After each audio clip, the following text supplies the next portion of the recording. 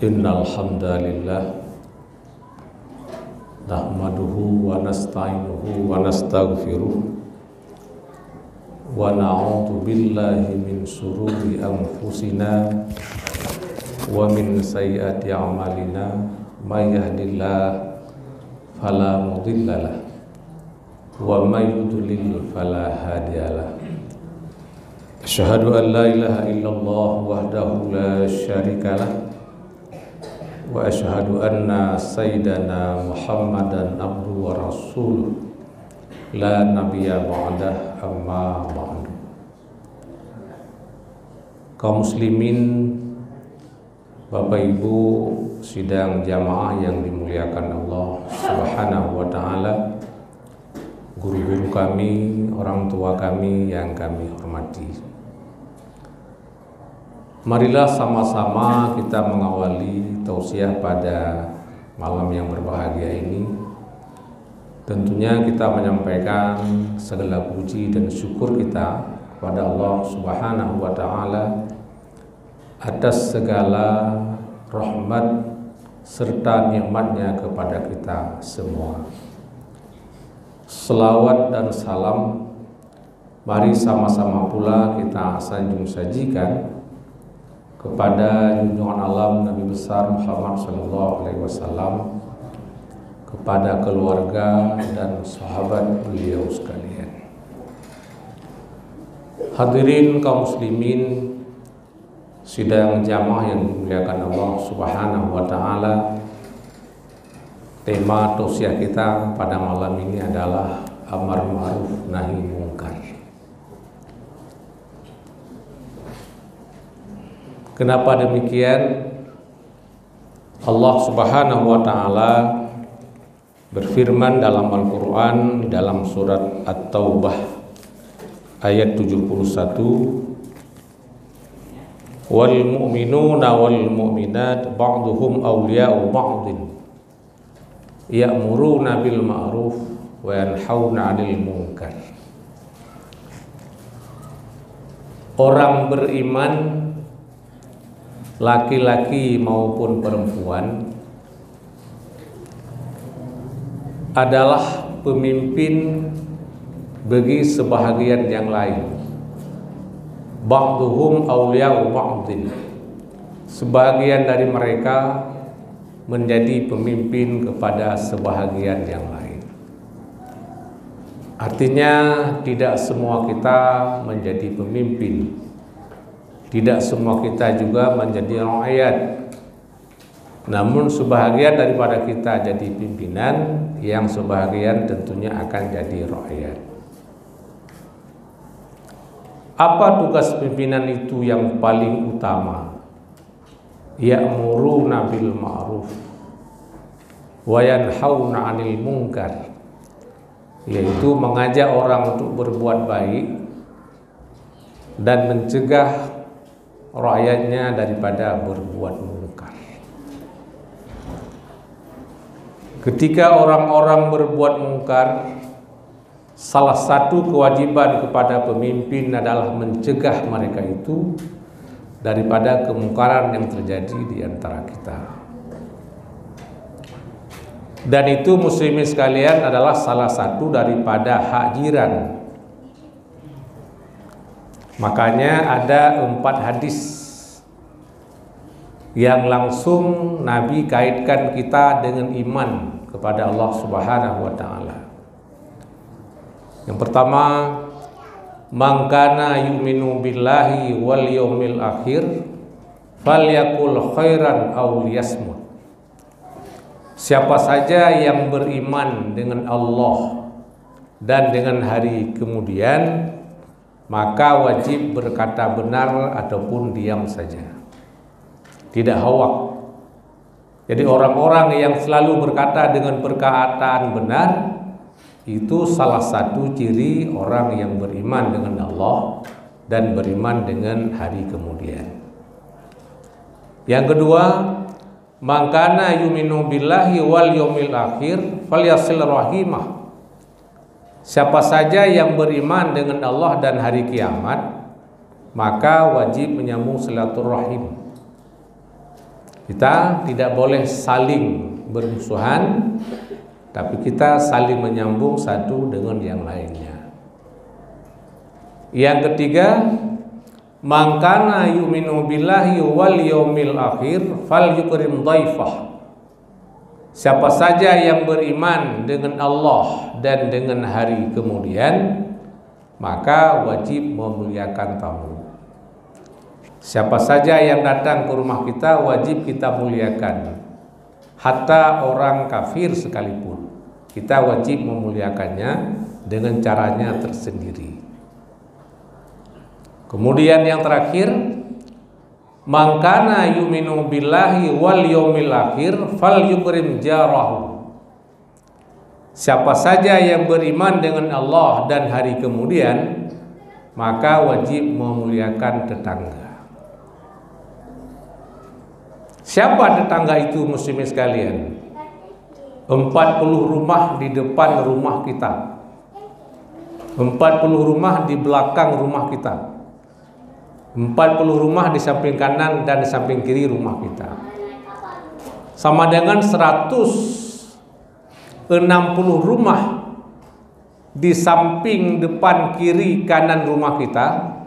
Itu adalah tetangga yang wajib kita muliakan. Jadi muliakan tetangga dengan berbagai macam cara.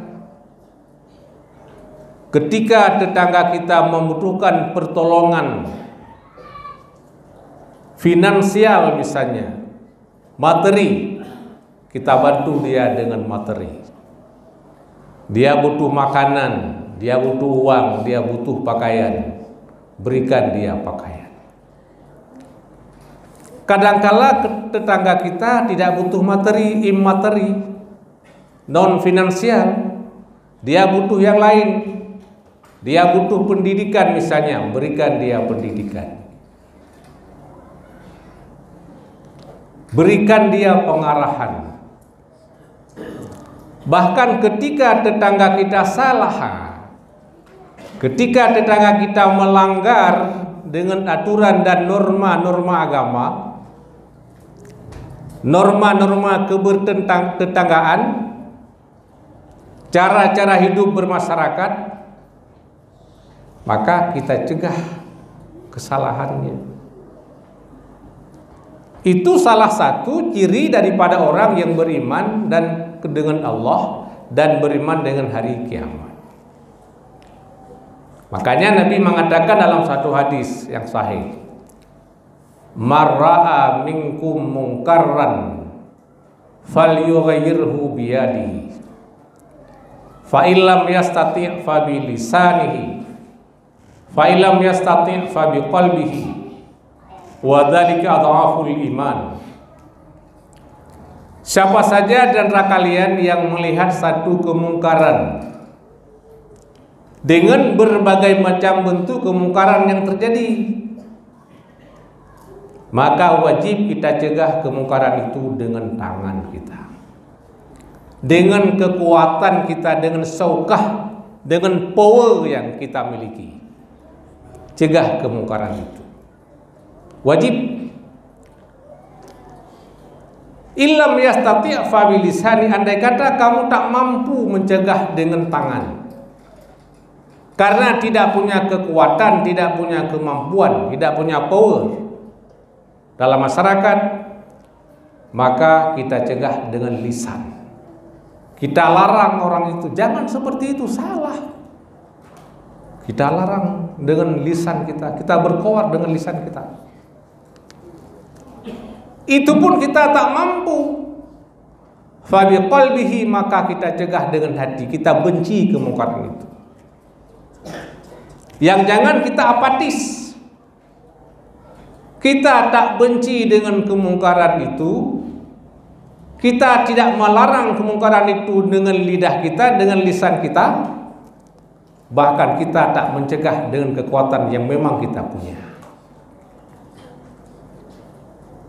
Jadi membiarkan kemungkaran terjadi dalam masyarakat, dalam rumah-rumah masyarakat yang ada di lingkungan kita, kita semua ikut berdosa, muslimin yang dimuliakan Allah Subhanahu wa ta'ala. Bahkan satu hadis riwayat Imam Al-Asbahani, Nabi bersabda seperti ini: La tazalu la ilaha illallah tanfa'u man qalaha wa taruddu anhumul azaba wa nikmata malam yastakhifu bihaqqiha. Qalu ya Rasulullah wa mal istighfafu bihaqqiha? Qala yadharul amalu bima'asillahi fala yunkiru wa la yughayyiru. Senantiasa kalimat la ilaha illallah itu bermanfaat kepada orang yang berkatanya. Kita misalnya selalu ada berzikir di mushola, di manasah, di masjid. Apalagi kita ada yang namanya jamaah zikir. Kita tahu bahwa Nabi mengatakan afdalul dzikri la ilaha illallah. Seutama-utama zikir adalah kalimat la ilaha illallah. Bahkan di bulan Ramadan kita dianjurkan memperbanyak kalimat istighfar dan kalimat la ilaha illallah. Malah pada hadis yang lain Nabi bersabda, jaddidu imanakum, baharukalah akan imanmu. Qalu wa man nujaddidu imanuna. Sahabat bertanya, ya Rasulullah, bagaimana kami baharukan akan iman kami? Nabi menjawab, faksiru biqauli la ilaha illallah. Perbanyak olehmu dengan kalimat la ilaha illallah. Semadangkan apa? Kalimat itu iman kita menjadi baharu kembali. Kenapa dikatakan ini Nabi Sallallahu Alaihi Wasallam? Karena iman kita dibagi tiga. Yang pertama al-imanu yazidu wala yanqusu. Iman itu bertambah dan tak pernah berkurang. Itu imannya para nabi, imannya para rasul. Iman mereka terus bertambah kepada Allah. Yang kedua al-imanu yazidu. Al-imanu la yazidu wa la yanqusu. Iman itu tidak bertambah dan tidak berkurang. Itu imannya malaikat. Iman mereka iman stabil, tak bertambah, tak pernah berkurang. Dia mengerjakan apa yang diperintah dan meninggalkan apa yang dilarang, selesai. Itu malaikat. Yang ketiga al-imanu yazidu wa yanqusu. Iman itu kadangkala bertambah, kadangkala berkurang. Itu siapa? Itu imannya manusia biasa kayak kita malam ini. Maka ketika iman kita berkurang dan berkurang, kita baharukan iman dengan apa? Dengan kalimat la ilaha illallah. Bapak Ibu yang dimuliakan Allah Subhanahu wa taala. Namun apa kata Nabi? Senantiasa kalimat la ilaha illallah itu bermanfaat kepada orang yang mengucapkannya dan dapat menolak daripada mereka akan azab dan segala bala. Dengan sebab kita mengucapkan kalimat itu, kita terhindar daripada azab dan berbagai macam bala mara bahaya. Kapan? Malam yastakhifu bihaqqiha. Selama kita tidak meringan-ringankan dengan haknya. Ketika Nabi mengatakan meringan-ringankan haknya la ilaha illallah, qalu, sahabat bertanya, ya Rasulullah, wa mal istighfafu bihaqqiha? Apa yang Rasul maksudkan kita meringan-ringankan dengan hak-haknya la ilaha illallah? Qala, Nabi menjawab, yadharul amalu bil ma'asillahi fala yunkiru wa la yughayyiru. Telah terjadi kemaksiatan di antara kalian. Kalian tidak mencegahnya dan tidak merubahnya. Kesimpulan muslimin sekalian, kita di manasah sholat berjamaah, sholat tarawih, membaca Al-Quran, berzikir, tausiah, Sampai berbuih kita berzikir di sini. Di kalangan kita ada yang terjadi maksiat dengan berbagai macam bentuk maksiat. Judi online, orang-orang yang dengan senang hati membuka orang-orang yang berzina, orang-orang yang main judi, kita apatis dengan mereka. Zikir yang kita ucapkan di sini tidak bermanfaat. Kenapa? Karena kita membiarkan akan maksiat yang terjadi. Oleh karenanya muslimin sekalian, ada orang yang lingkupnya besar, seorang presiden, seorang gubernur, bupati, wali kota, seorang kepala desa, seorang kepala lingkungan. Satu ketika